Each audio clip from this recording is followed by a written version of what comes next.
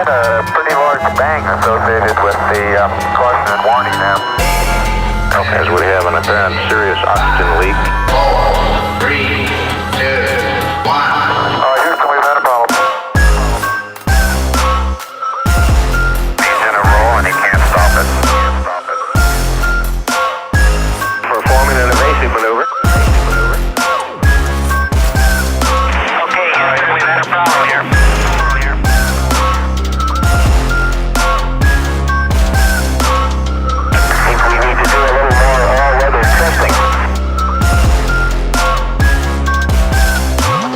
Welcome to space.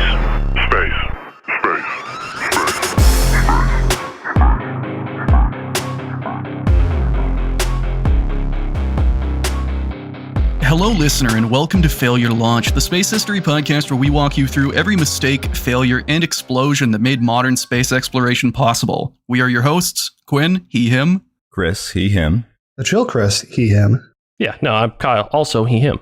And today we are going to start our series on Apollo 1. So Kyle, the guest we have on today, is an engineer at a launch vehicle company, also a fan of a different show that we are a fan of through Discord, and I figured what better way, whenever I encounter someone out in the wilds of the internet who is also into industry and knows rocketry stuff, I think nothing better than like, oh boy, I'm going to subject them to some stuff.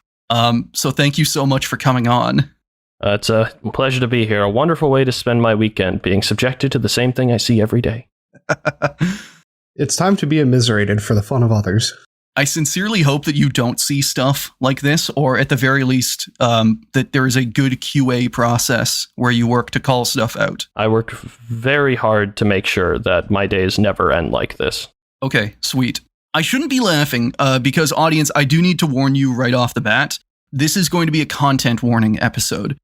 This is going to be part one of a two-part series on Apollo 1, and this one is going to be about the lead up to and events of the disaster. I'm thinking part 2 will have a bit of a sanitized recap and cover the political and engineering fallout. Regardless, we are going to be talking about some Bondarenko tier bad stuff today. It'll be near the end of the episode. I will call it out whenever we get there, but if that is something you would rather not hear, that might be the point to tune out. For sources, I have a couple, and I'm going to take a second to talk about them instead of just listing them, because this is a really typical situation whenever it comes to researching space history. If you want to read up on the Apollo 1 disaster, the first book you'll probably see is Apollo 1, The Tragedy That Put Us on the Moon by Ryan S. Walters. I read it. I think it does a generally good job on the vibes and broad strokes, but it is also so wrong on the topics I do know about that it really makes me doubt its veracity on the subjects I don't know about. For example, the book verbatim says that the United States single-handedly defeated Nazi Germany and Imperial Japan in World War II, and talks about Soviet aggression that led to the R-7 ballistic missile and the launch of Sputnik, instead of the Soviets having no hope of countering America's massive bomber fleets. It also repeats a lot of conspiracy theories a lot of times, especially about the Soviet space program. Not saying this to defend the honor of Glushko and Mission, but just, it makes me worried that it's wrong about other things. Author Ryan S. Walters' other work are mostly focused on US presidents with taglines like defending Warren G. Harding, and if you go to his website, one of the first things you'll see is an article called The American Left's New Cultural Revolution about tearing down Confederate statues. All of that is not to say that just because I disagree with this guy politically, that we can't rely on his work, but to paraphrase Packing for Mars, he seems like the kind of guy who doesn't let facts get in the way of a good story. I think this is particularly important to talk about in space history, where there is very little popular published good work, so it's very easy for a pop historian with no research experience to dominate a subject and suddenly their lies become accepted truth. Like with any engineering article, if you pull it out of the box and you realize it's scuffed and things aren't fitting and tolerances aren't met, and you can see that in one section, you really ought to question whether the whole part is up to the standard. Oh yeah, the work standard is probably consistent. And we've talked about this with Jamie Doran's book Starman and how it spread lies about Komarov and Bondarenko, and we'll eventually talk about Annie Jacobson's book Operation Paperclip. I think that my favorite thing about being on this show is that I've also tertiarily have learned a lot about human psychology, because I love how quintessential to the show that quote from Packing to Mars is, because it comes up oh yeah pretty often in the subject material that we're covering. And even wilder, now that I'm thinking back to it, it's not actually a quote from Packing for Mars. The story was that the author of Packing for Mars, Mary Roach, who we've had on, she was trying to track down the story of Enos the Penis and whether he got his nickname because he masturbated too much, the American space chimp. And she tracked it down to a book and then found that quote in a review of that book and how it was basically just all lies about the space program. But yeah, it is fun, especially to me, it kind of encapsulates a lot of pop history stuff where they can be generally right about the vibes and they get the dates right and whatnot. But just the facts, some of the facts are just so wrong. It really makes you wonder. When the real meat of it is bad, the entire thing it's all poisoned. Yeah. Now, to be a little fair, all of these books can be good to give you the right vibes of what happened, and they tend to include a lot of quotes and anecdotes from people involved. So it can be a good introduction, but I would always be wary of trusting them whenever it comes to actual definitive claims about history. And if you read through one of these books, I would not consider that fully reading up on the subject, if that makes sense. Now, to balance all of that out, I have a couple of actual scientific sources. The NASA Apollo Report 204, which is basically a post-mortem report on this disaster. Chariots for Apollo, the NASA memoir about the Apollo program. The book Disasters and Accidents in Manned Spaceflight, and a collection of other small sources. If you want to follow up with any of them, links will be down below in the show notes. Historical context. Man, I hate living in a historical context. Everyone is living in someone else's historical context. I'm going to be in the introductory paragraph to someone's Wikipedia page. I really hope that I don't end up in some Wikipedia page, but with the project I'm working on currently, pretty good chance. What would be even worse than appearing in the first paragraph of a Wikipedia page is if you appear in the side box to the right, the kind of summary box of an event of a Wikipedia page. That's where they put the casualties. Named casualty. It's where they put the belligerents. Or to understand historical context, you must become context. Now, normally whenever I say we're going to talk about historical context, probably 9 times out of 10 so far, I would go back to talk about the Sputnik panic, because that's where everything started.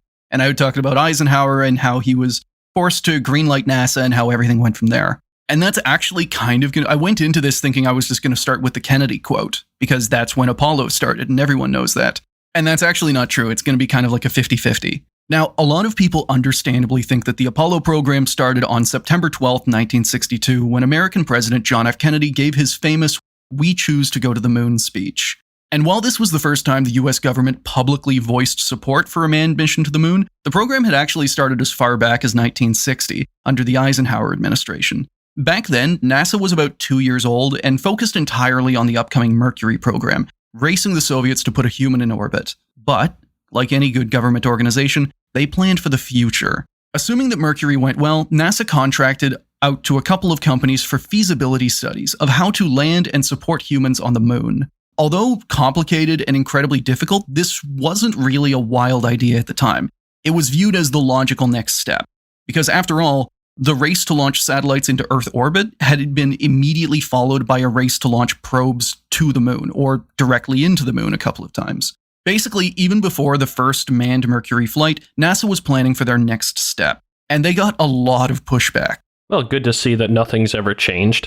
Especially whenever, even presidents that support space stuff, they tend to view it as just a one-off thing. We're not supporting space exploration. I'm supporting this one mission. And what do you mean? I actually have to spend money. Can't I just give you an attaboy and you send someone to space? It's kind of the Nixon attitude of what do you mean? We've already been to the moon. Why the fuck would we do it more?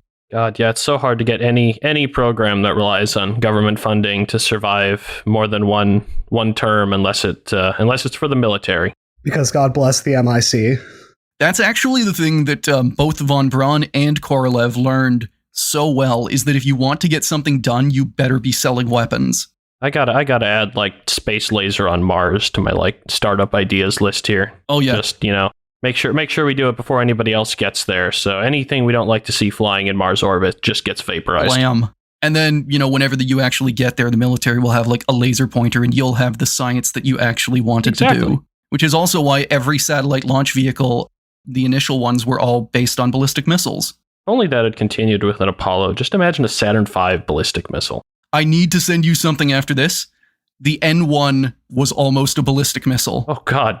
It was almost a ballistic missile, and it almost carried like 20 Tsar bombas. Jesus. Yeah, just the single missile to wipe out North America. The missile doesn't need to know where it is at any time because wherever it hits, it's taken out a continent. Accuracy, Western Hemisphere. It will land somewhere on Earth, and it'll probably do the job. Just got to get over the horizon, and it's no longer your problem. I love mega weapon designs that have a single point of failure. I think the US got like missile accuracy through inertial guidance down to like 150 meter circle and just called it good enough because, you know, you're flying nuclear bombs. 150 meter circle is no difference wherever in it you land. I don't know if you'd even need that with the N1 carrying that many bombs. Oh, just God. point it west, north, south, or east. As long as it goes far enough, it's going to take out your target. And that's assuming they went with the Tsar Bomba Merv idea. Imagine if you just made a 200-ton nuclear bomb.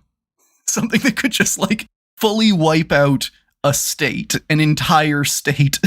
How do you ever test that, though? You find a state. We've decided to sacrifice Montana for this important science experiment. Sorry, Kazakhstan, you got to go. Welcome to the Kazakhstan crater. Operation Plowshare 2.0. We're done making ship canals. We've just decided we need to add an 8th Great Lake. Is it freshwater? Well, it's slightly warm water. It's not salty. It's a little spicy. Don't swim Don't in eat it the for fish. too long. This is just Fallout. This is just how we get like the fucking rad lobsters from Fallout. Lobsters in the Great Lakes? I don't know. I don't know where people fish. They're not fish either. Yeah, they're arthropods. I'm a parachute engineer. Sue me. You know, the arthropods Food comes from the grocery store. who terrorized the planet for 250 million years before like fish showed up. Hey, lobsters did pretty good for a while until a bunch of people in Maine went, oh, hey, these things are delicious and we can just walk to the beach and pick them up. Yeah, I guess we're going to do that. Yo, try this weird bug. What? No. Why the fuck are you eating that? Critical evolution failure. You've evolved to be delicious. I was just Damn. wondering yesterday what the critical evolution failure of catnip was. Or if that's just like a lucky, maybe it was bred for that by humans. But just like, if you have cool psychedelic effects and you're a plant, you have fucked up along the way. Frankly, I think the cats are controlling us to breed more catnip. I mean, if the point of the plant is that it wants to be eaten so its seeds are dispersed, then That is fair. weird psychedelic effects are probably good. Like how that coffee managed to evolutionarily navigate its way to our coffee cups through a cat's ass. That's right. Oh, God. Sorry, audience, we're talking about Apollo 1. I think the sidetracking on this might be worse than Sea Dragon, the longest episode ever recorded. When we get booted. So you just make it a 3-parter, free content. Yeah, we just have to record Apollo 11 Part 1, Part 2, and then we can go to Apollo 11 Part 2, Part 1, you know? We're going to get to some weird rev numbers later that would kind of follow with that. Start throwing letters in there. Yeah, and like some revs that really should not have made it through the release process. But yeah, with Apollo, to kind of circle back to that, despite the impression a lot of people had that like once the space race started, it was on and everyone was on board with it, that is not what happened. For example, the Eisenhower administration was completely resistant to the idea of doing anything in space after Mercury. In his last budget, he wrote, quote, "Further testing and experimentation will be necessary to establish whether there are any valid scientific reasons for extending manned spaceflight beyond the Mercury program. You know, launch 5 people up there, done, never again." Sheesh. There were prominent members of the scientific community who argued that manned flight was simply propaganda, and if the government actually cared about science, they'd be funding more probes that can do science better than a human, which is always kind of debatable. I do agree that like a lot of manned flight back then especially was like propaganda stuff. Unmanned lunar probes sure tend to fail a lot more than the manned ones. Having a person in the loop who knows how to use a wrench can really help. Yeah, when your recent comparison is Sputnik, you know, it's nice to have a person that can think and do things as opposed to just beep your way around the planet for a bit. That's right. I would be in the pod, and I would be manually pressing the beep button. It would be better. Oh yeah, you can get some sick beats going up there. We're gonna do some space music. It's gonna be a good time. Everyone doing a Sputnik watch party, and they're listening to their radio, and they just hear Shave and a Haircut come over. So yeah, Eisenhower, not a fan of manned spaceflight. A lot of scientists not a fan of manned spaceflight. Even when Kennedy took office himself and was privately interested in pushing space achievements, his own science advisor, Jerome Wiesner, tried to pull him back, writing, quote, "We should stop advertising Mercury as our major objective in space activities. Indeed, we should make an effort to diminish the significance of this program to its proper proportion before the public, both at home and abroad." So, like, they're active, like, even Kennedy, who's like, yo, we should do this Apollo thing. They've already got it half planned. Everyone in his own administration is like, no, also we should get rid of Mercury. Thanks, I hate it. Yeah, thankfully, it did not work. On May 25th, 1961, 64 years to the day I am writing this, but not when you're hearing it, Kennedy laid out his plan to Congress. America should commit itself to achieving the goal, before this decade is out, of landing a man on the moon and returning him safely to Earth. And one thing I find kind of interesting in that is that at no point did Kennedy or the government say that they were going to do this first, just that they should do it. I mean, maybe there was some implicit stuff, but it was not explicit that they were racing. The second we're doing it, the Soviets are going to want to do it. So, except, fun story, the Soviets actually claimed the entire way through that they weren't racing and that they only cared about space stations. Honestly, I'm not trying, guys. Yeah, if you don't try, you can't lose. While also they were building the N1 and just saying like, oh, what's that for? Nothing. It's just for fun. Yeah, it's for wiping out your entire continent if we need to, not for going to space. We're going to put all the bombs on it. It's going to be great. The cover story of the N1 is the story of it being the hyper nuke launcher. Just like, we're going to launch maybe like 500 tons of nukes onto your continent. I'm just picturing playing like SimCity and just taking like the lower tool and just scraping it across North America completely. It's like, gone. We're going to drop the average elevation by 5 feet. We're dramatically increasing land value of what will remain after we've lower tooled almost all of SimCity. So, with Kennedy's support, Apollo finally had what it needed, and it graduated to a full-fledged program, because up until this point, it had kind of just been floating in the background. Like, it was on paper, they were doing some, like, contractor case studies and whatnot. Now it becomes a thing. Also, this means something I find very interesting. The Apollo program started well before the Gemini program, even though Gemini would beat every manned Apollo launch to space. This is because, unlike the Soviet Voskhod program, which was a kind of simple evolution of the earlier Vostok, Gemini was conceived of from the start as a test for Apollo. Its entire goal was to pave the way for the moon landings. A load of achievements like the first orbital rendezvous and docking, the first American spacewalk, and pushing the time in space record past a week, all of this was purely done as a stepping stone to the moon. Now, that's not to downplay any of the achievements of the Gemini program, especially because Gemini really is the point in the space race where the Americans, like, fully blow past the Soviets. Its entire reason for existing is to be an Apollo test bed, just explicitly.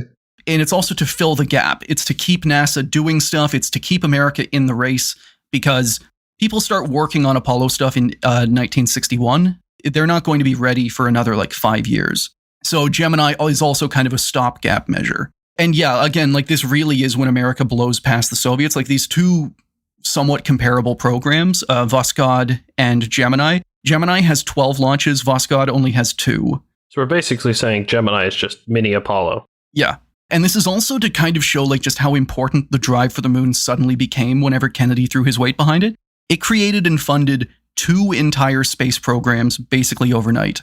Now, we will go over all of this in more detail in future episodes, but I need to get across just how huge of an impact Apollo had.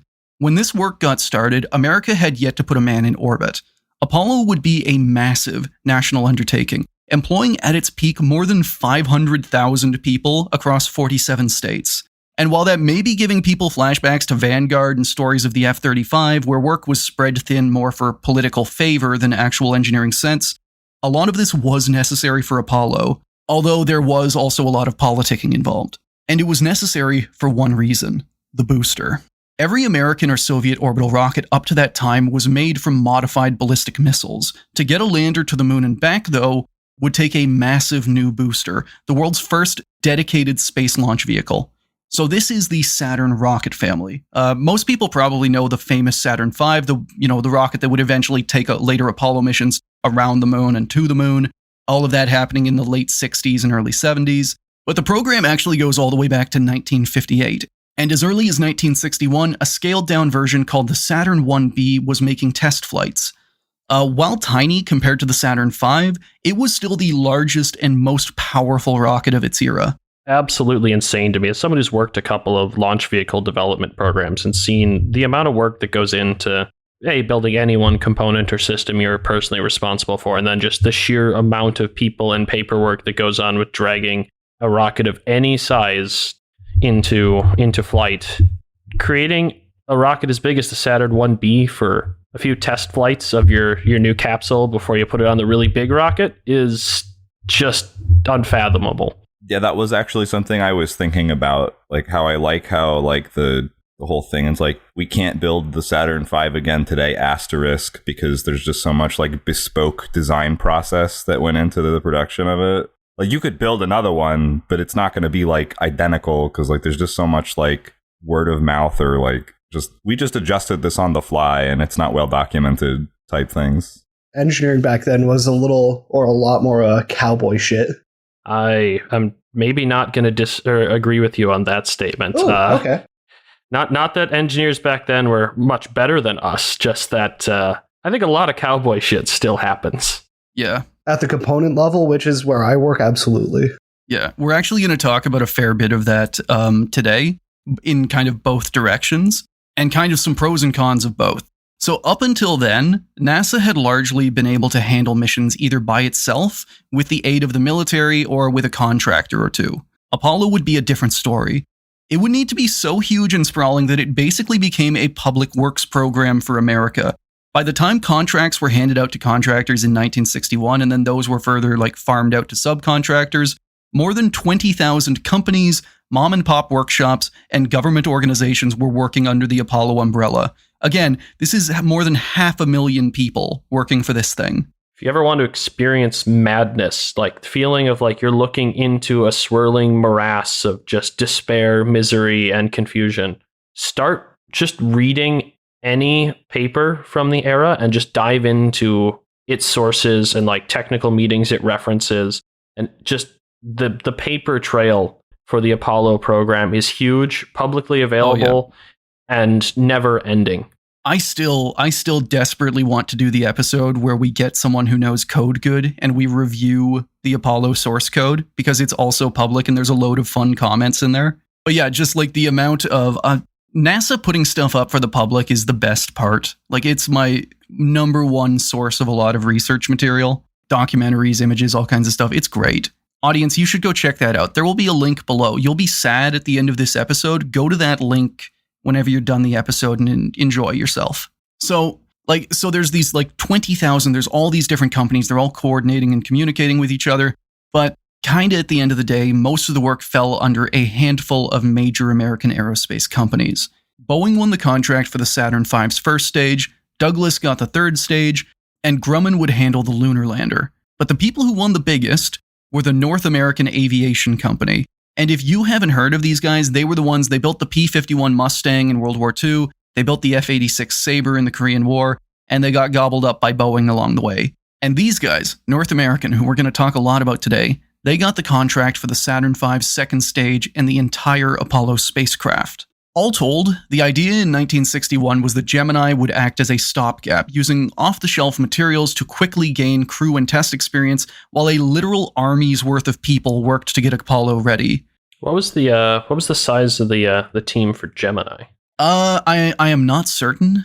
Gemini was handled almost entirely, so the rockets were military modified, so that would have fallen under, I believe, NACA back then, at least for some of the rockets. And the Gemini capsule was a McDonnell, as well as Mercury. So in talking about cowboy shit, we're going to get there in a bit.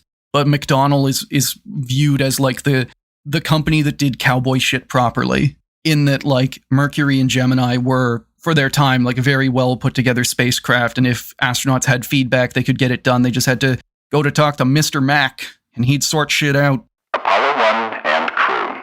So, Apollo 1. As they reached the mid-60s and the Gemini program was starting to wind down, NASA wanted Apollo ready for an immediate handoff. Basically, just as soon as Gemini is done, Apollo starts up. Gemini had largely achieved all of its goals. They had tested hardware, they had rendezvoused and docked spacecraft, they'd made sure that humans could survive weeks in zero-G, and crucially, they had given about 30 astronauts hands-on spaceflight experience. These men were split between 3 groups. The veteran Mercury 7, the first crop of astronauts ever selected, that's, Gus Grissom is part of that. The new 9, the second crew mostly for Gemini flights, Neil Armstrong came in at that point, and the new guys, the 14, and this is when guys like Buzz Aldrin come in. But Gemini had not been without failures. One of the new 14 astronauts, Theodore Freeman, died in a plane crash in 1964. Gemini 8, the world's first docking of 2 spacecraft in orbit, almost ended in disaster when the capsule started spinning wildly out of control, nearly mulching Neil Armstrong and David Scott into, tomato paste. I do not like my astronauts thoroughly shaken. The space spin cycle is something that we are going to talk about in the future. It's going to be a fun one. Finally, the main crew of Gemini 9, Elliot C. and Charles Bassett, they also died in a training plane crash. The mission would be finished by their backups, but it would also end in failure, just not lethally.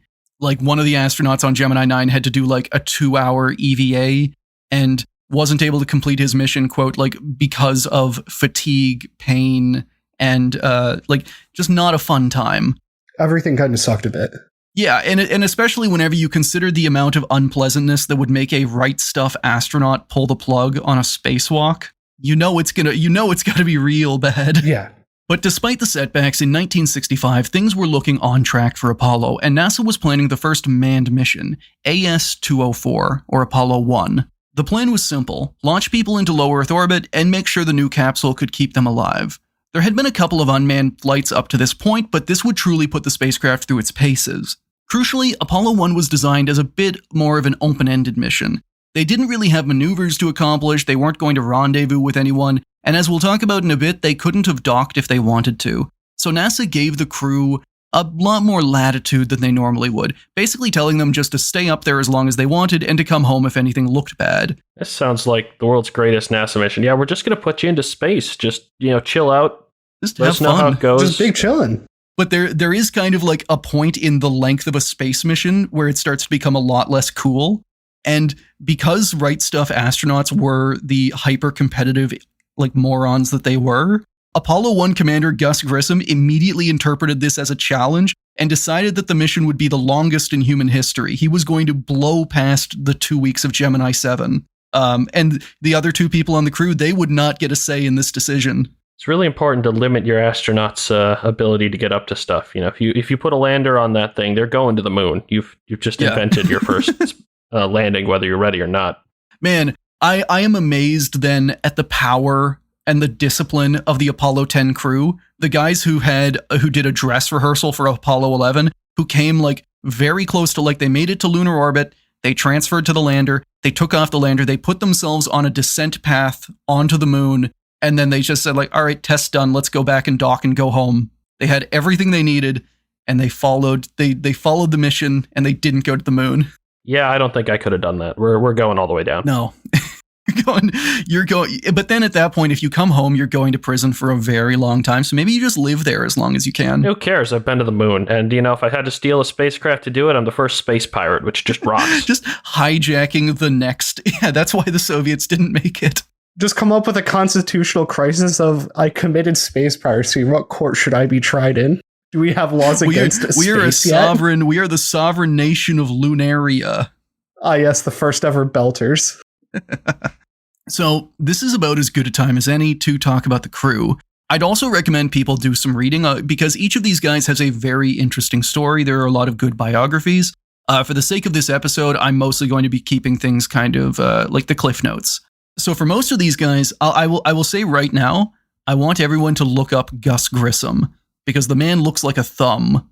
He has the other guys look like normal astronauts. Gus Grissom has a look to him. Does he have the same width neck as head, or? He looks more like a cosmonaut than an astronaut, is what I'll say. He looks like the stereotypical cosmonaut who just looks like a brick. Yeah, definitely. The digit on the hand he would be is the thumb. Nope. If you put him next to Alexei Leonov, they would look very similar. The 5th picture has ruined things. He is at least smiling in his picture. Oh, Yeah. he is The first 4 pictures I saw were, this dude he looks like he's having good vibes, and then no. Oh wait, did I accidentally send you onto some like Warning Apollo to listeners 1 at home, pictures? you are going to see some pictures about the rest of the episode if you Google this immediately. So Okay, I did hold not. off on that I one. fucked that up. Yeah, no, I caught a picture of him in the chicken nugget state. That's actually That not was- true. We're going to talk about that later. Also, that picture is just the suit. It's not actually the body, I believe. Yeah, that's another one of the dumb conspiracy theories around this is people like YouTube, like you'll see the YouTube thumbnail with like the circle and it's like pointing. It's like, is that a nose? I think I see his face in the reflection of the thing. It's like, no, it's just dumb clickbait. NASA is very good at making sure pictures of astronaut corpses don't get out. Oh yeah, but yeah, Grissom. Apollo 1 commander Virgil Ivan Grissom, or Gus, was a stocky man from Indiana and a veteran fighter pilot and test pilot before he was even considered for the astronaut corps. He didn't get to fly in World War II despite his best efforts. He signed up as a teenager and then wound up basically doing clerk stuff whenever he wanted to be a pilot. But he did get to fly F-86 Sabres in the Korean War. After 100 missions there, he requested the chance to do more. They told him no, and they sent him home to be a flight instructor. This bored the shit out of him, despite stories of him repeatedly saving his life and a trainee's life whenever the kid was basically just dive time. Wait, dive time? Dive time, putting the aircraft into a flat spin at a couple thousand feet, and then just I'm just imagining Gus Grissom perfectly bored face, just riding the plane immediately and just no emotion. Not again. I used to shoot down I used to shoot down MiGs. I used to feel something whenever this happened. Come on, kid, not again. Kid just screaming in the back. Just Mr. Incredible bored face the entire time. Yes, yeah. So he didn't want to do that anymore. He wanted something more. So he got a degree in aeromechanics and became a test pilot in 1957. And from there, it was just a short hop over to astronaut in 1959. Gus was one of 110 pilots selected from across America to compete, and he managed to win out, becoming one of the Mercury 7, the first American astronauts. His first spaceflight was Mercury Redstone 4, a suborbital flight that made him the second American in space. Unfortunately, a problem with the hatch meant that when he landed in the ocean, the capsule, it had explosive bolts and it fired the hatch away as it was supposed to, and then the capsule immediately flooded and almost drowned him, and he was left kind of paddling in the water. Oh shit. So he did get rescued. Also, his capsule sunk to the bottom and they only recovered it 20 years ago. So he gets recovered. That works out fine. They recovered it. That was something's house. Something was living in that, assuredly. Imagine being a sea creature just living in that pod, and then the repo men show up and take your house away. Dude, if a spacecraft landed in my backyard, if I had a half decent house and an abandoned spacecraft landed in my backyard, I'd move in there, set up a bunk. You've got you're just the top dog hermit crab living at the bottom of the ocean. I don't know what you're using for a shell first, and then a space capsule comes down. Yeah, I'm having this.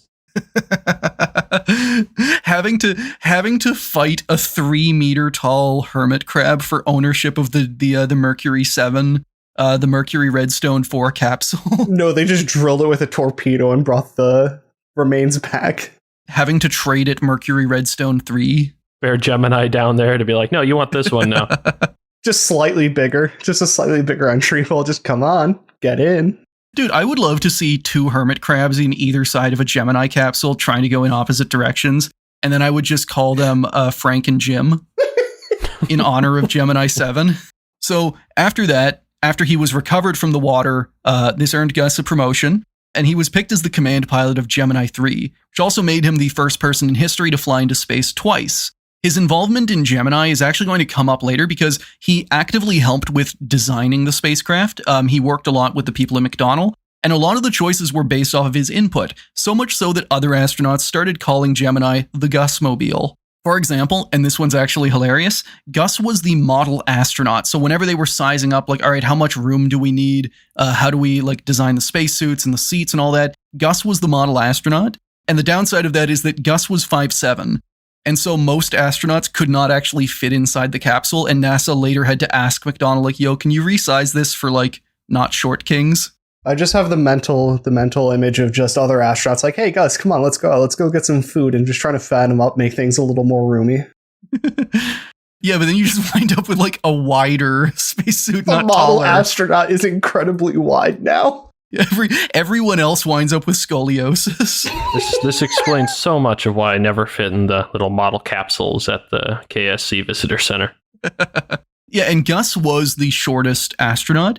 But what I always find, like Yuri Gagarin, for example, was the shortest of the initial cosmonaut crop, 5'2". Oh, Oh, wow. But that's also because the Soviets had that as a consideration whenever they were, like, NASA didn't really care about height. They selected some also really tall people. One of the considerations, in the same way for like a Soviet tank, to be a cosmonaut initially, you had to be short because that allowed mass savings, cost savings, a smaller capsule, a smaller fairing, all of that. So picking the tiniest, most condensable human being possible, our boy Yuri, was just like the right thing to do. I don't like being described as condensable. Condensable. No, that's what almost happened to Neil Armstrong that one time, almost reduced to a soup-like homogenate. With the lander test or some other event? What would that have been? Gemini 8. Oh, that one. Yeah. It started wildly spinning out of control and they almost lost like it was spinning fast enough that they almost lost consciousness just from the G's. Oh, Until Armstrong was able to wrestle it back into not spinning. You know, bit of an almost disaster, but One of the RCS thrusters just locked open and was just permanently going. that's a nightmare. The only way they were able to land was to use the emergent, like they had to use the retro rockets to stop the spin, which also just meant like, okay, I guess we're landing now and we're going to land wherever the hell we land. Let's hope we land somewhere good. yeah, on one hand, you know, you have a near-death experience, you know, failed mission, generally catastrophe, but on the other hand, you did make space camp so much cooler for everybody else. Get put in that little 3-axis gyro spinner and try and hold in your lunch. Just generations of astronauts and kids having a good time. Puking wildly. So, Gus, after coming back on Gemini 3, becoming the first man to ever fly into space twice, he was given the job of commanding Apollo 1. And he was basically like the best guy for the job. A lot of those early Mercury 7 astronauts, they had either retired, some of them like Deke Slayton became, you know, similar to the Soviet cosmonauts. Once you had flown and you were one of the most senior cosmonauts, hey, do you just want to like manage the astronaut corps now? You already know these guys, you know what they have to go through. Gus, he just wanted to be an astronaut. He didn't want to do other stuff in NASA. He just wanted to go to space. Hey, he knows what Which he wants. I can understand. Yeah. So, next guy. Apollo 1 senior pilot Edward H. White II. So, this guy is another veteran of the U.S. Air Force, though not a combat veteran. Ed started off flying fighters in West Germany, got a degree as an aerospace engineer, then a master's, then became a test pilot. He was recruited as an astronaut as part of NASA's second intake, the so-called New 9, and flew on Gemini 4, where he became the first American to walk in space. Which it kind of rules for like your first mission. You just get to be the first guy to ever do an EVA, and all of the Mercury 7 guys, they just have to wait. Unless it was really dangerous and they just wanted the new guy to do it. Just hey, he's expendable. Send him in. Yo, Ed, just like open that door. That's also one thing I love about the Gemini capsule. The book, Apollo 1, The Disaster That Put Us on the Moon, presents Voskhod 2 as having an airlock, as being a bad thing, whereas Gemini did it the proper way. But the way that Gemini did spacewalks and the later Apollo missions was, you just vented the entire capsule. You just open the door and you step out. Literally, I'm leaving. See you later. There was no secondary zone. It's just like, everybody better have a spacesuit on because I'm going out for some fresh air. Better hope your vacuum testing worked. Yeah. We're going to talk about that. Hold that thought. Uh-oh. Before getting transferred to the Apollo program, Ed barely avoided getting stuck in a stink can for 2 weeks whenever he was Frank Borman's backup for Gemini 7. His selection for the Apollo program actually bumped him off a spot on Gemini 10, but he doesn't seem to have minded because this was, a promotion. He was doing a new job. Compared to the angry Gus and the straight-laced newbie Chaffee, Ed White was sort of like the funny one of the crew. Which does bring us to the last member of the crew, Apollo 1 pilot Roger Bruce Chaffee. The newest and the youngest of the crew, Roger was selected in NASA's third recruitment drive, the so-called 14. He was also the only Navy man on the crew. He'd served as a naval airman flying reconnaissance jets over Cuba during the missile crisis. Oh, he has some cash with that. Oh yeah, and you might be imagining something like safe and futuristic or reasonably safe like the U-2. Not for the Navy. Chaffee did his recon runs in an A-3D, a slow modified bomber that flew well within range of basically every kind of Cuban air defense, and he somehow managed to not get shot down on 86 flights. Yeah, there are like two brands of aerial reconnaissance. One is flying beyond the reach of the missiles. The other one is I am on the deck and I am screaming around. I think that's kind of what this one was. It was like a modified strike aircraft. Yeah, modified twin engine. Roger did that well enough to get him a promotion, and he caught the eye of NASA, who hired him in 1963. He did his time doing the traditional junior astronaut grunt work.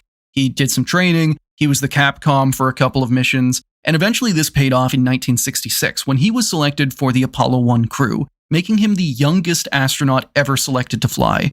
He also got the job because Don Eisel, I might be mispronouncing that, he had the job and then he lost it because he dislocated his shoulder during a Vomit Comet flight. Wait, he lost his job over that? He lost his placement on Apollo 1 because he was injured. He still got to fly on Apollo 8, I believe. He got to fly again. That's got to be a rough time to be an astronaut when not only did you get injured, but you weren't even flying at the time. Yeah. Just getting shaken about in the Yeah, you tried to dodge some puke and wound up dislocating your arm. You got shaken a little too hard. I'm sorry, buddy. Should have grabbed that handle a little better. We'll come back to this. I don't want to take the mood and just ratchet it down a lot. This saves his life, Don Eisel. The mood was already going to be sour. I don't really know what to make of it. Yeah. So on top of being the shakedown flight for a new spacecraft, Apollo 1 was a grab bag crew, basically covering all experience levels, 2 branches of the armed forces, and all 3 of the different astronaut groups. So they had a Mercury 7 guy, they had a Nu 9 guy, and they had a guy from the 14. So we've got a rocket, we've got a crew, we just need the capsule, which is how we get into our section on Spacecraft 12. Spacecraft 12. And this is the one where people are going to get mad, especially people with industry experience. I have removed all throwable objects from my local vicinity. I put stuff in here to make everyone angry in special ways, so I think that's going to be good. There's some dimensioning, there's some electrical harness stuff. We're going to have fun. I do not like the concept of electrical harnesses. Remove them, please. They make me anxious. I try, but nobody ever likes my idea of just doing power transmission over Wi-Fi. The spacecraft is made of metal. That's conductive. You just use the shell. I just want the Mechis to make me an Antikythera spacecraft. Just go all in on the mechanical computing and leave me out of it. My entire spacecraft is one magnetorquer. It's like living inside of a cell phone. Listen, if you can provide me with a way to dump caffeine directly onto my brain, it can be done. But it's also like Tantalus. It's not going to end well. You want an AN fitting? I Me floating inside of the spacecraft that is cooking my brain, eating my caffeinated burger happily. It's just brain cells are one by one, just the connections are just lighting up. They're sparking. You got your caffeine burger, you got your your neuron activation. You're all set. Now this is science. All right, now we've heard that most astronauts only use 10% of their brain at one time. So we're going to activate all of your neurons at once. Let us know if you feel a pop rock sensation in your forehead. It's the NASA brain tickler. All right. So Spacecraft 12 started life in 1965 at the North American plant in Downey, California. It was an interesting spacecraft, both simultaneously advanced compared to the earlier Mercury and Gemini pods, while also being a little dumbed down. See, NASA wanted the first manned Apollo mission to fly in 1966, right at the end of Gemini, but there was no way the complete command module would be ready by then.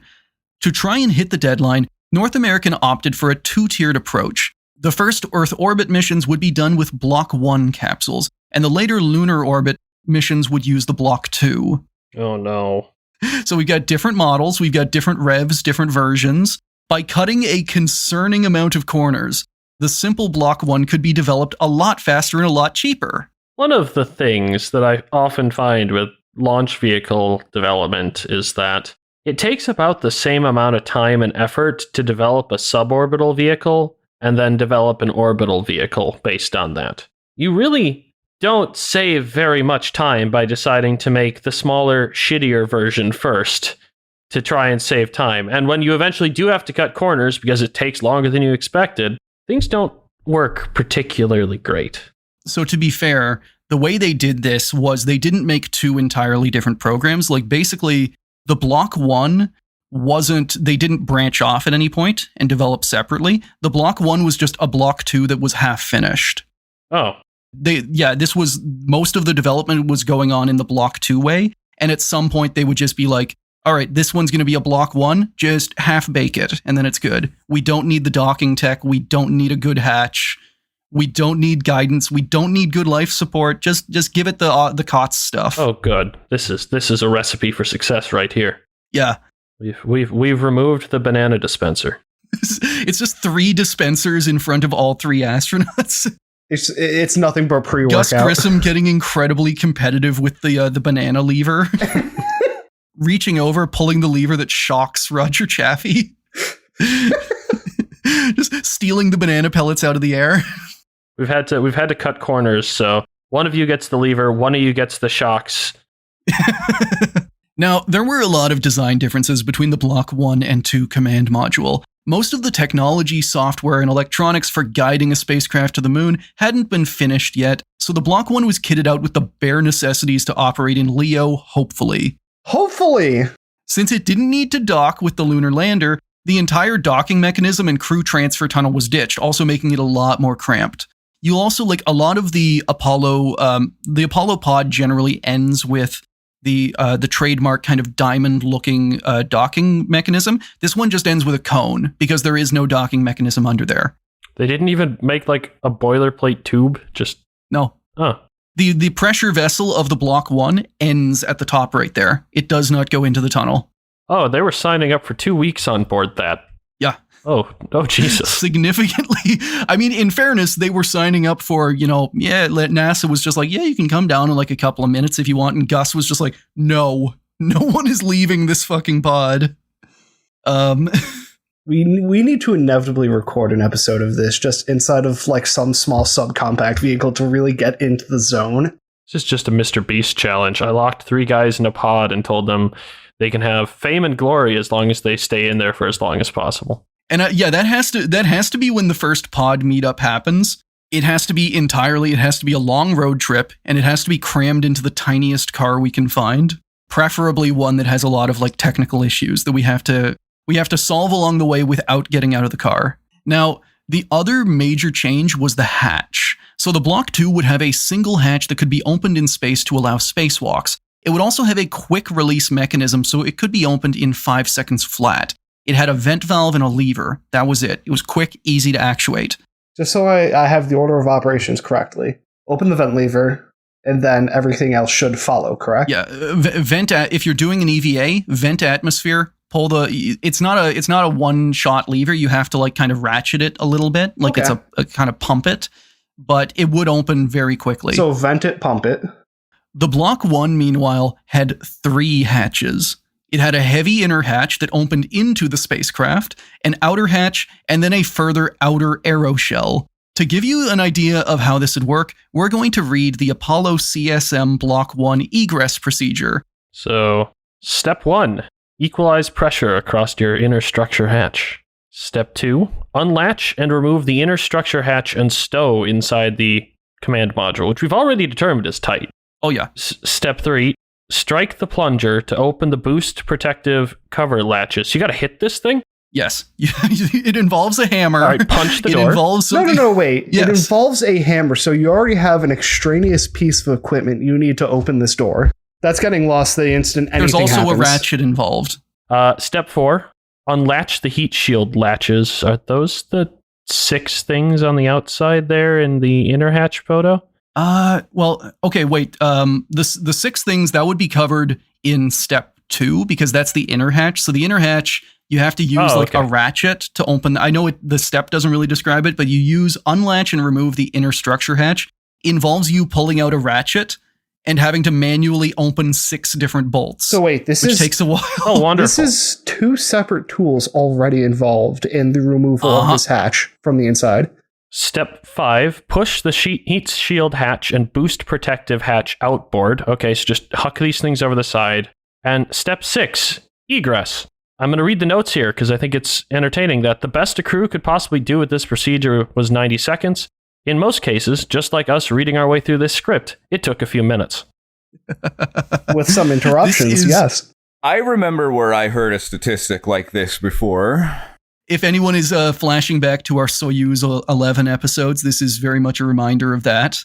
As someone who's recently flown on a Boeing, I kind of understand wanting more doors between me and the reduced atmosphere, but this is a little silly. Yeah, this is like, all right, we have landed at the terminal, and you just see like a flight attendant walk out with like a wrench a and a fucking hammer. torque wrench. Yeah, exactly. She just has the DeWalt in hand, ready to get you out of this plane. The flight attendants all go at the door like a NASCAR pit crew, and it still takes them a few minutes. But no, what I was going to say is, when it comes to points of failure, this feels almost like an inverted DC-10 situation. It's to me, it's the fact that the inner hatch, the wildest thing to me has to go in. It has to go in, so it doesn't. And among other things, it is not actually the way they describe this hatch. Audience, it is not. You unlatch it and then it uses a track and you slide it out of place. Yeah. No, it is a plug. It is a separate piece of machinery. Whenever you have unlatched it, you have to pick it up. The way this is working, the astronauts are lying on their backs.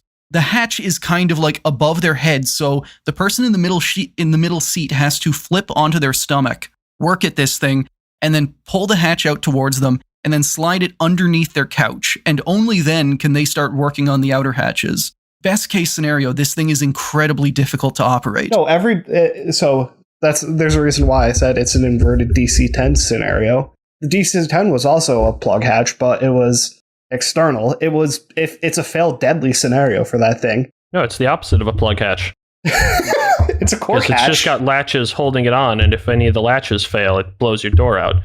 Most airliner doors are plug hatches, where they're held onto the frame by the pressure of your atmosphere pushing against the mounts. It has mechanical sealing and the fact that, it's airtight, yeah. The Block 1 inner hatch also relied on atmospheric, on the internal pressure in order to keep its seal. And I understand what they're going for here. Like, you're an engineer, you're making a door for the spaceship, you're thinking, all right, what's the worst thing that could possibly happen? Well, the door falls out and everybody suffocates. And as you recently covered in Soyuz 11, that's pretty bad. And that's another thing you see with engineering. A lot of engineers, unfortunately, have no concept of ergonomics or that an end user is actually going to have to touch the product at some point. Mechanically, this is a perfectly valid, perfectly simple system. Whenever people need to go near it and they need to use it, this thing, fails at the first hurdle. Introduce any element of stress and it fails. Yeah, your technicians or your users should always be allowed to come to your desk and chew you out if something sucks. Hold that thought. Because that does not happen here. Oh, no. Now, on top of being a cut-down, bare-bones design at the best of times, Spacecraft 12 individually, like just by itself, like it's a crappy cut-down design, and Spacecraft 12 was also just a very buggy mess. It leaked, the radios didn't work, and the life support system was so dysfunctional that it needed to be replaced twice over the course of its life. Oh. The final version somewhat worked. It puffed antifreeze into the capsule. What? So this thing is it's cut down and then it's buggy on top of being cut down. That is not an additive relationship. This thing is falling apart as they're building it. Gus Grissom's first report of the capsule, whenever he got into it, was like, this smells like sour milk. As soon as they turn on the environmental control system, the life support, the vents just start pouring out buttermilk smell. This is the used car of space capsules. Yeah, you just Gus comes in one day and they just have a little air freshener in front of the life support system. We have solved all of your issues. Have a little tree. We have sent this rev on for release, and I have reviewed it and I have released it. Even worse, on the life support side, whenever the crew plugged their spacesuits into the environmental control hardware for testing, it immediately filled their suits with air that made their eyes sting. There was some chemical had just gotten in, leaked in, and it effectively poisoned these guys. Oh, I love that. It's the ship that slowly kills you.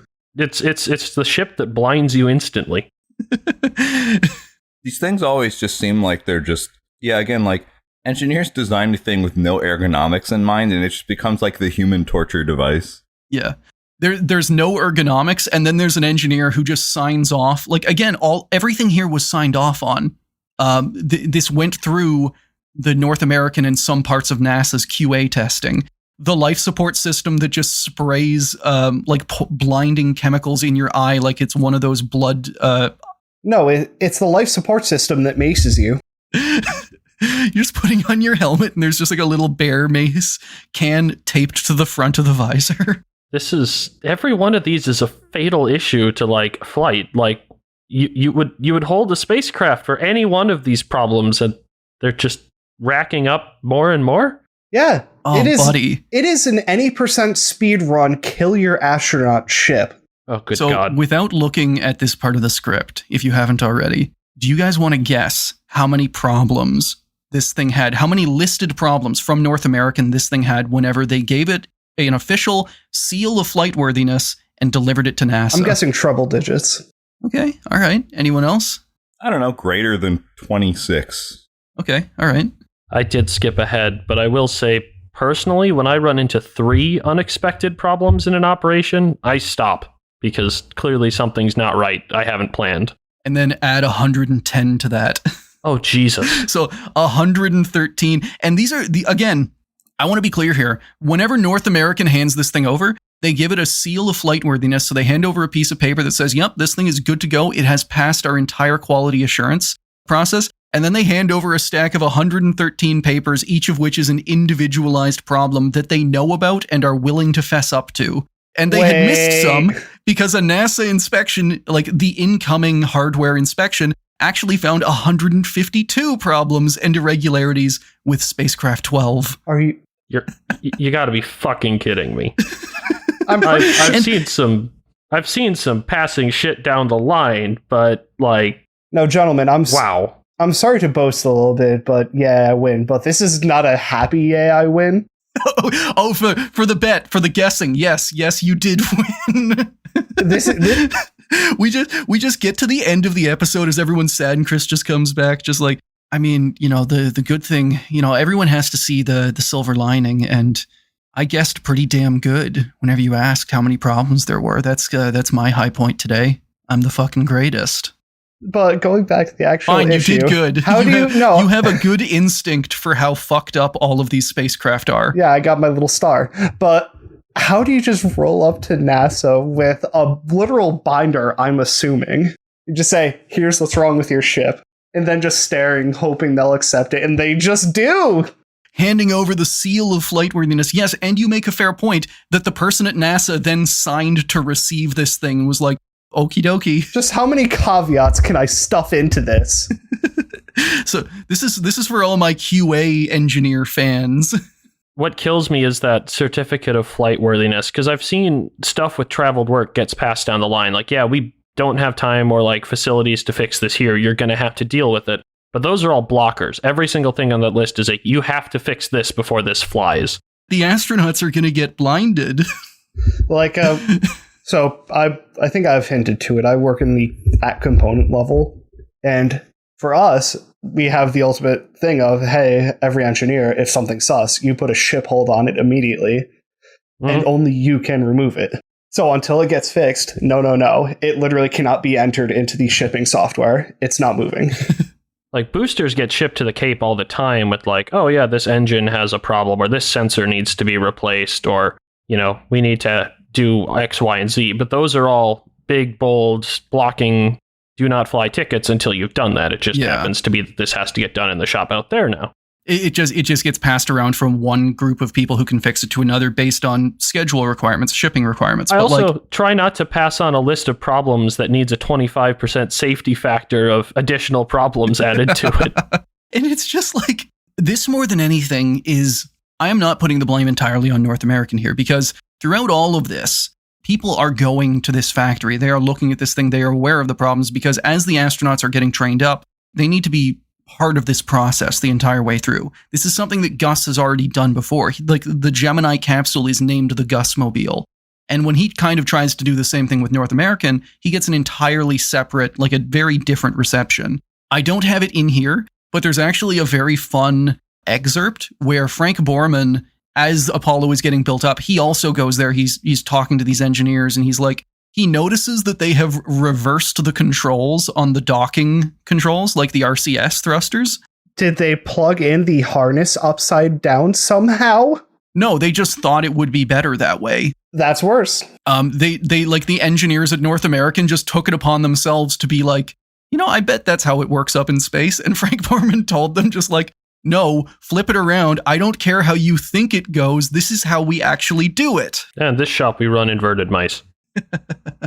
Throughout all of this, you might be wondering how a spacecraft could be this defective without anyone noticing. But they did, and there wasn't a malicious cover-up from the heads of NASA and North American. Every step of the way, these problems had been flagged. First by North American engineers, then by NASA engineers, and then by the astronauts themselves. And throughout all of this, like it's just stuff doesn't make it up the chain. And whenever it does make it up the chain, it's never deemed a priority because everyone's just like, well, we got a few months, we can sort it out. We'll push it down the line. Let's just keep doing our work right now. Because of how much time they spent on training for the mission and how custom tailored to them the spacecraft was, the crew of Apollo 1 was well aware both of the design problems with Apollo and I cannot stress this enough, the fact that Spacecraft 12 had its own individual shitty problems.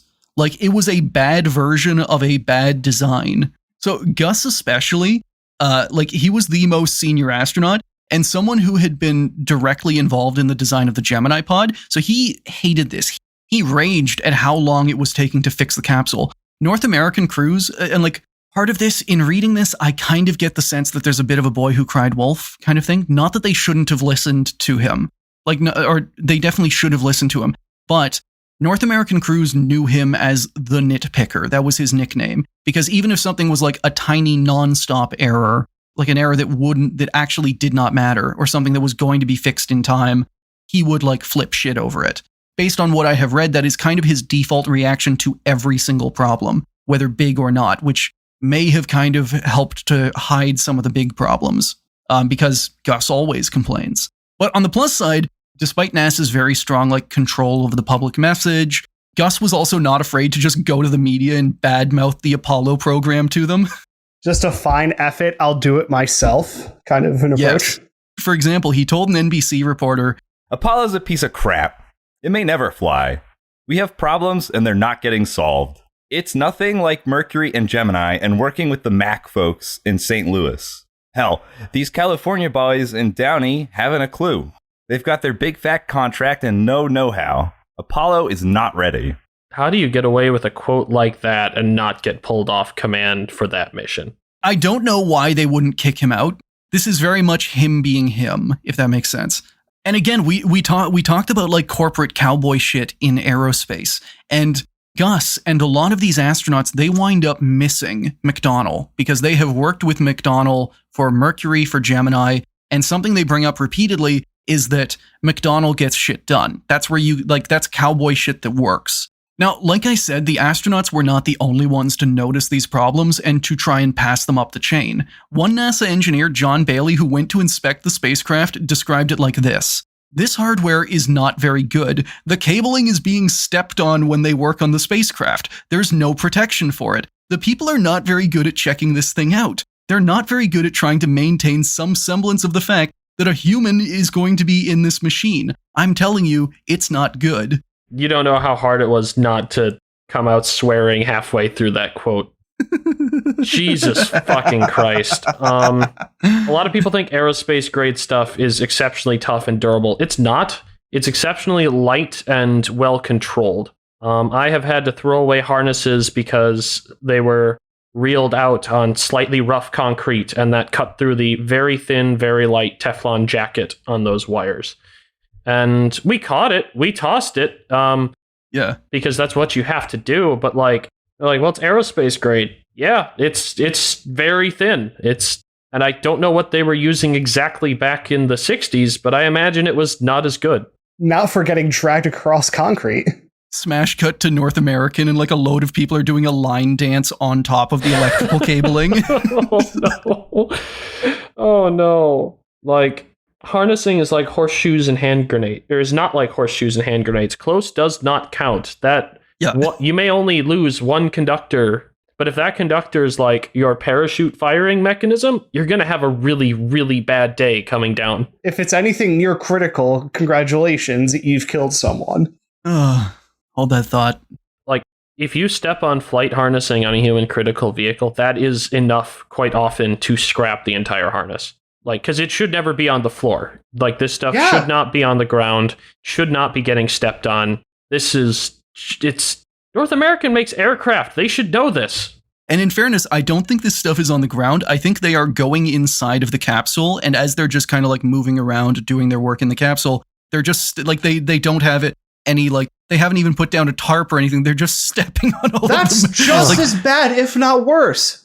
everything that the elect team put down last week, the mech team is going to stomp on today in their steel toes. Okay, cool. What's going to happen if you step on a sharp corner that has some harnessing on top of it? Cool, you've basically created a cutting surface. Mm-hmm. Yep. I may not feel your pain exactly, Kyle, but the frustration I do feel. I would not have written that guy's notes as gently as he wrote them. All of these people, all of these quotes that they have written down in official NASA like documentation were actually verbally delivered a lot angrier. No, this is the definition of it. It was handled through a translator to a foreign dignitary of just plurals of swears, and then just, he does not like it. So one thing that many astronauts brought up when talking about Apollo 1 was the different work culture between McDonnell Aircraft Company, the company that had designed the Mercury and Gemini capsules, and North American. They described being able to get problems up the chain much easier with McDonnell. Most of the time, they could just go talk to James McDonnell, or Mr. Mac as they called him, and shit'd get done. With North American, however, they didn't have that casual attitude, and things had to filter through layers of managers and bosses, oftentimes getting lost in the bureaucracy. Now, this is not to knock the entire idea of stratification and or the idea that it's great that the head of a company should just be able to weigh in on like every little micro detail. There are obviously situations where it's important to delegate and have managers and all that. When something's not getting done. You're designing a capsule according to the CIA's guidelines for how to disrupt an industry. That book is being used in parallel. Just ruin communication. Yeah, and like obstruct and obfuscate methods of escalation. To me, this doesn't sound a whole lot like a mark in favor of like, well, we shouldn't have managers. We should just have like one guy at the top who just gets shit done. They just like, there are good ways to do either of these. And North American, however they have set up their system, and NASA to a certain degree, it is not working. Problems are not flowing up all the time through this whole process. North American engineers, North American QA people, NASA engineers and QA people, the astronauts themselves, all of these like 4 or 5 different routes up. Ways of getting problems up to people who can change things. They all get stopped. They all get pushed back. They're rolling snake eyes every time. Problems are not generally getting fixed, and when North American could actually be coaxed into making fixes for Spacecraft 12's problems, that actually introduced more issues for astronaut training. Grissom, White, and Chaffee regularly trained on the Apollo 1 simulator. This is pretty normal, and most people can probably guess that it's really important that a simulator perfectly match up with the actual spacecraft. You want to test and train like you fly. Exactly. The whole point is to build familiarity, and so the astronauts know every nut, bolt, and program. That didn't happen here. Anytime North American made an upgrade or a fix on Spacecraft 12, it could be months before it made its way into the simulator. Oh, great. Not a huge spoiler here, but once NASA gets their hands on it, like there is a period where a lot of these problems get fixed. Like 100 of these problems get fixed pretty quickly. That does not make its way to the simulator. And that covers like software, hardware, procedures, and not just in like little ways, in a how to use it standpoint, like an actual operation of this spacecraft. The simulator and Spacecraft 12 were entirely different spacecraft. Just like what buttons to press, like buttons would be moved to the other side of the simulator. Did they at least update the system that blinds you instantly? Pull that out of the system that simulator? gasses you? I was going to say the only thing the simulator had going for it in a way that it matched Spacecraft 12 was the bugginess, the sour milk smell, and the poisoning the astronauts. So that they got down perfect. They made sure to always make sure that's like, is today a sour milk smell or a buttermilk smell? Okay, get that updated. Well, that's good at least. The environmental control team has a 5 o'clock stand up every day, and they're just like, all right, we need get it done right now. You want overtime to make this thing smell properly? Hell yeah. Probably because you're having to stare down Gus Grissom every day at the simulator. And if you don't fix that, he's going to come back the next day. And, at some point, he's just going to punch you in the face. Gus Grissom hated the simulator so much. It's hilarious. Yeah, there was one time where Gus, I don't have the quote in my script, but Gus basically went up to the simulator. At the start of the test, he went in, the guy in charge of the simulator was named Riley, and he's like, all right, let's see if this fucking thing's gonna run, Riley. And then obviously doesn't. He's like, starts screaming at him that it's not good enough. Ooh. And this is actually kind of a famous moment. As he was shouting at this guy, he decided to hang a lemon in the simulator's hatch. And whenever someone tried to take it down, he started screaming at them too. Just as like a mark against it. Like, this thing is a lemon. Like, this thing is falling apart. It's old tech. These problems, the simulator problems, did not get sorted out. So to give you an idea, the lemon incident, him hanging that lemon, happened 5 days before the fire. That is the level of down to the wire they are with this thing. And that is the level of like, the simulator is months out of date as they are about to fly into space. I don't know about you, but that does honestly sound like you're getting into the territory of Paramount voodoo shit with that. Just no, he has hung a lemon in the capsule. Something bad is going to happen now. Yeah.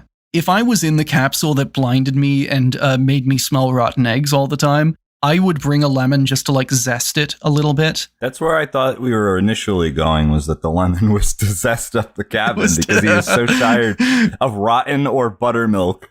Yeah, him having to wash his eyes out with lemon juice because it hurts less than the acid.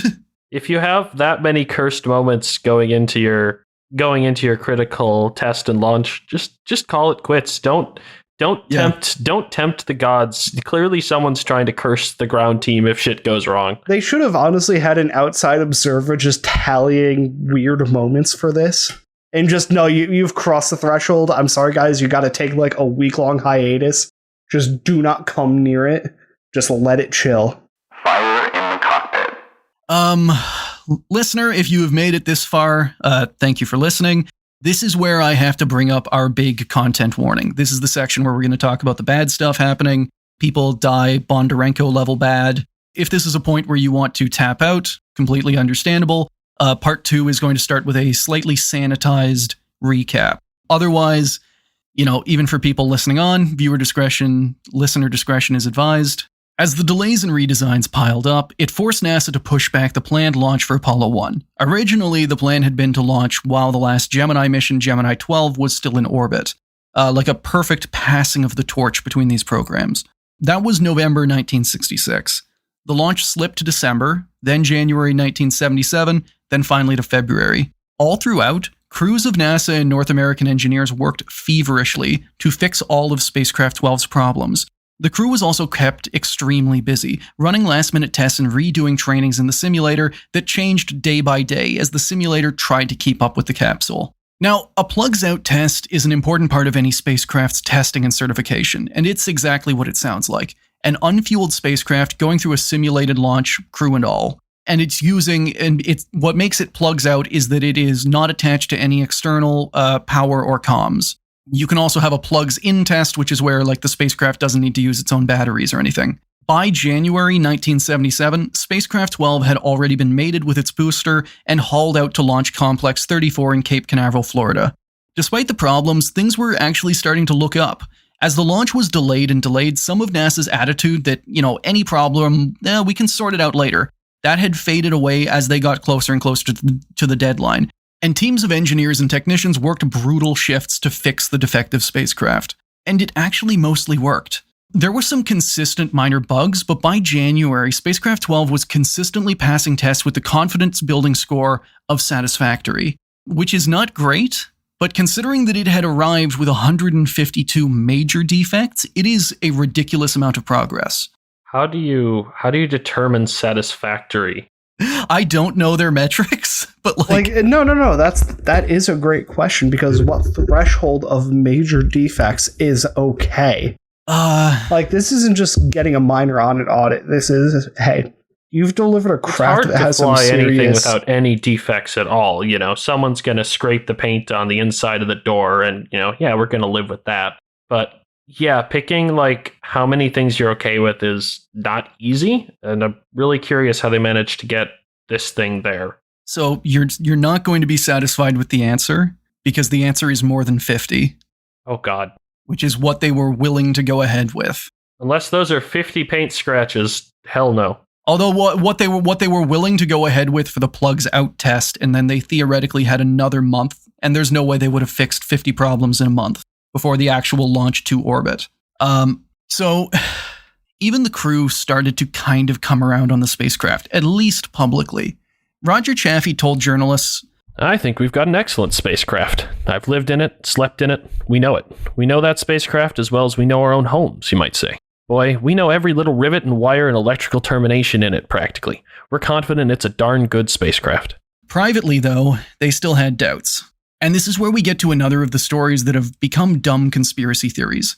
As a joke, the crew took a picture with a model of the capsule, and they sent it to NASA Deputy Administrator Joe Shea, the guy in charge of the Apollo program. In it, Gus, Roger, and Ed have their eyes closed and their hands clasped in prayer. The inscription on the picture read, "It isn't that we don't trust you, Joe, but this time we've decided to go over your head." Now, this is a real picture. It did get sent. It was a kind of joking protest about the problems in Spacecraft 12. But since then, this has been kind of like QAnon baked into a wild conspiracy of this was these guys calling for help and trying to like, it's presented the same way the stories of like Komarov are, of like, if these guys didn't go, someone else would be forced to go and they knew they were going to die. And it's just not true. It's just, these guys had worries, they had real problems, and they brought them up in complaining didn't seem to work, so they brought them up in kind of funny ways. It's why Gus hung a lemon. Nothing like, a little bit of gallows-esque humor to try and lighten the mood when everything's in a rough state. Yeah. So these concerns were echoed by other astronauts and even North American QA staff. There were still more than 50 major anomalies with the spacecraft whenever it was readied for launch, or whenever it was readied for the plugs out test. I mean, hey, that's at least some people at least speaking up in some way. It's 110 anomalies. It's more than 2/3 of the anomalies sorted.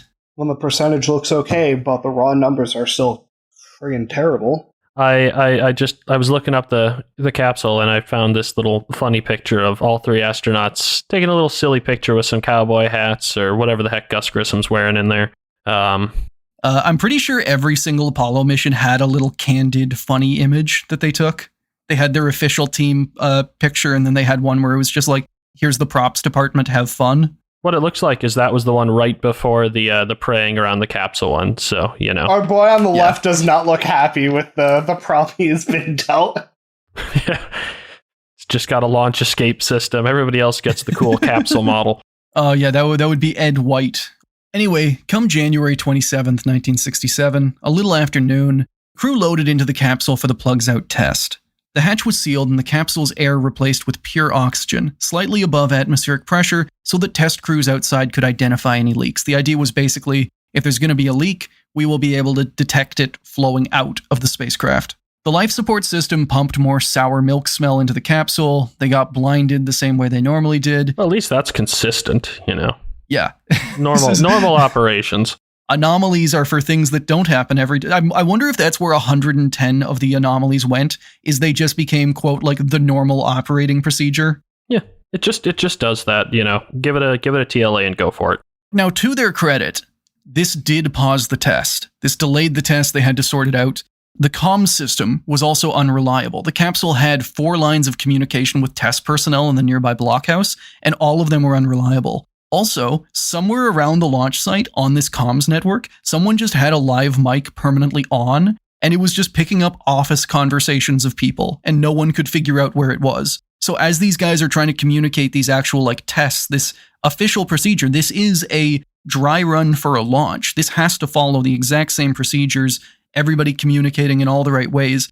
There's just office chit-chat being picked up that jams out everyone else. So this also delayed the test while they unsuccessfully sent people around the launch site trying to figure out where the mic was, and they never did figure it out. The plugs were still in. They had not been unplugged yet. The plugs out test was not anywhere near starting. The crew had been patiently waiting in the capsule for about 5 hours now. From the recordings, we know that they spent a lot of the time joking and complaining. How are we going to get to the moon if we can't talk between 3 buildings? They can't hear a thing you're saying. Jesus Christ. I said, how are we going to get to the moon if we can't talk between 2 or 3 buildings? So this is at around 6:30 in the evening, Florida time. There was about a minute of silence, and then test crews heard Gus Grissom shout, "Flames."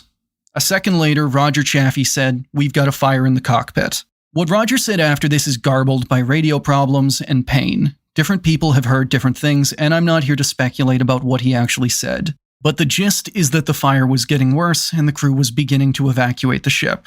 I'm not going to play it on this show, but you can find the final Apollo 1 recording on the Wikipedia page. I can't recommend it, but it's there for those who want to hear it. Outside the pod was the so-called White Room, a sort of workshop at the end of a long gantry where the crew would enter the capsule and technicians could monitor the test. To their credit, the 5 men in the White Room reacted instantly. Pad leader Donald Babbitt slammed the alarm button while technicians Gleaves, Reese, Clemens, and Hawkins tried to open Spacecraft 12's outer hatch. Then it exploded. The fire and pressure inside the capsule rose to the point that it cracked the pressure vessel, throwing all 5 men to the floor and filling the White Room with toxic chemical smoke. The technicians got to their feet, grabbed gas masks and fire extinguishers, but by now fire was pouring out of the capsule like a giant blowtorch, fed by the pressurized pure oxygen. Still, as news and confusion spread, more and more people showed up to help fight the fire and open the hatch. More than just saving the crew, they had another problem. The rocket itself wasn't fueled, but the launch escape system was. This is a cluster of solid fuel rockets that are just above the pod, and they are designed to pull the crew to safety in the event of an emergency. If the fire that was quickly engulfing the craft reached those rockets and they ignited, they would kill everyone in the launch tower and destroy the entire rocket. Excuse me, are you saying that during an air quotes plugged out test, they still had all of that material just big chillin'? Yes. The launch escape system was, I don't know that it could be unfueled, but they still had it in place and it was loaded with solid fuel. In theory, pyrotechnics are perfectly safe just to sit around. It's once you put in your arming pins and hook up their igniters, they actually become a hazard. And unless everything is on fire, which, well... My viewpoint is kind of tainted by what we just heard, so never mind. I think I gotta hand it to the technicians here, though, for doing what they can to fight this. This is... A lot of fire training these days is simply just like, you are not trained to handle this fire. You are not going to successfully fight any fire you're going to find around a space complex. If one extinguisher doesn't do it, leave. These guys got into it. They hit the alarm and got stuck in. And I don't really mean to veer away from the story of the astronauts. This is just to make the audience aware that there was a lot more than just the crew involved in Apollo 1. And as bad as it was nearly far worse. Rescue crews fought through the smoke and flame to reach the spacecraft, with dozens of technicians running to the White Room to help. The hatch was so hot that it burned through the gloves when they tried to open it. They had to put a fire hose to it to try and cool it down, all while men without gas masks helped as long as they could hold their breaths, running in and out of the toxic smoke for fresh air. By the end, 27 people would need treatment for smoke inhalation, caustic burns, and poisoning from the chemicals. And they did manage to save... they managed to put out the fire. It didn't get to the launch escape system, and, a disaster that killed 3 people did not kill dozens more. Despite their best attempts, it took the rescuers more than 5 minutes to get the hatches open.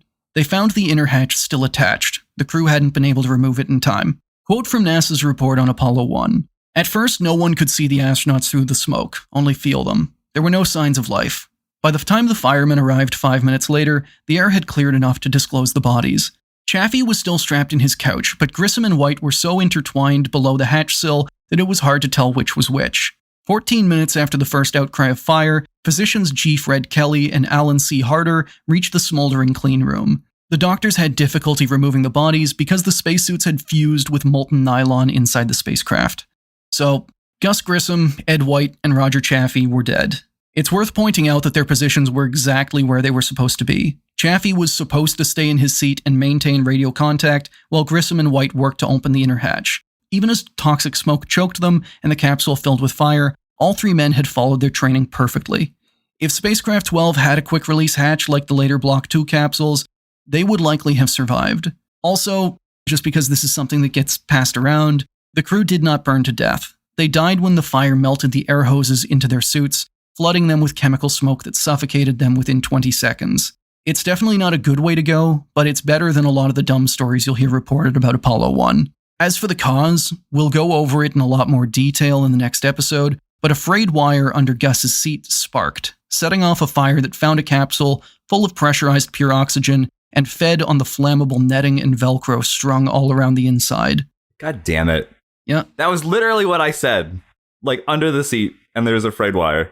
So, next episode is going to be about the investigation, fallout, and dumb conspiracies that came out of this disaster. Also, I know that'll be in 2 weeks. I hope we didn't leave this on a cliffhanger, but if any listeners want to investigate this further, please be careful about how you go about it.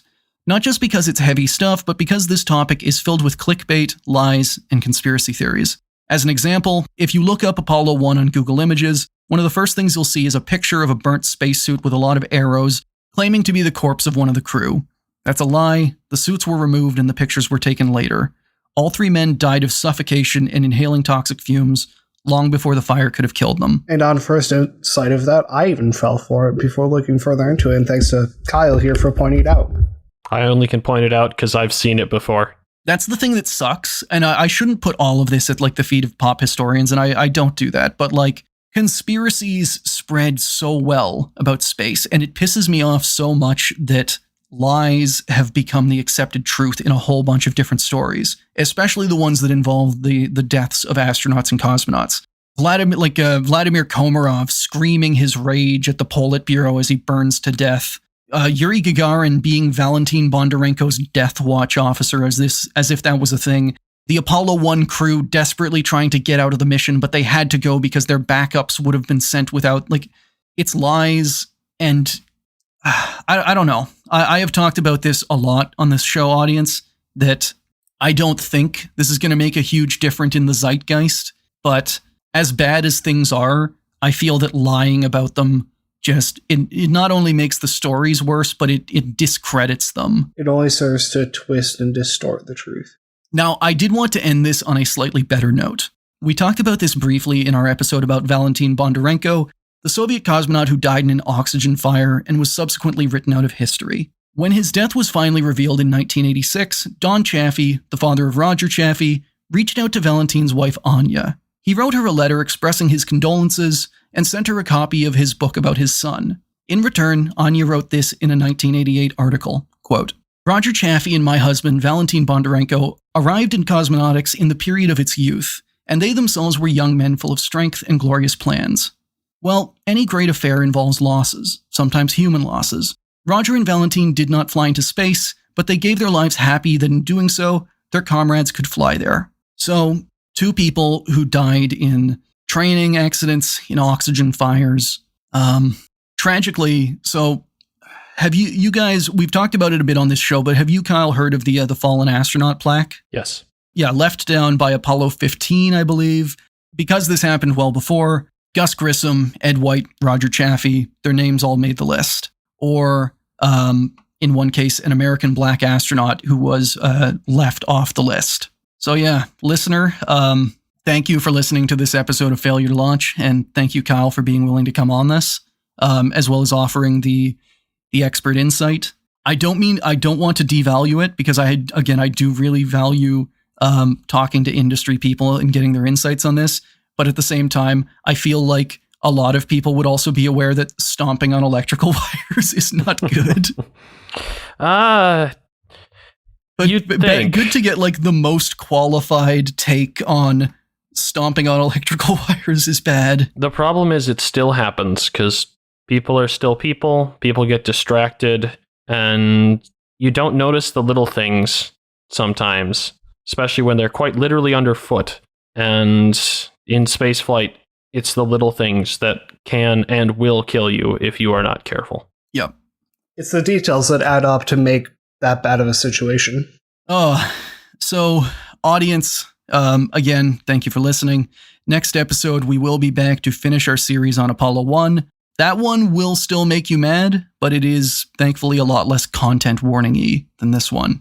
Until then, again, if you want to do research on this, if you want to read up the biographies of the astronauts, those will be linked below, but be careful about researching it, just because this is one of the most lied about space stories out there.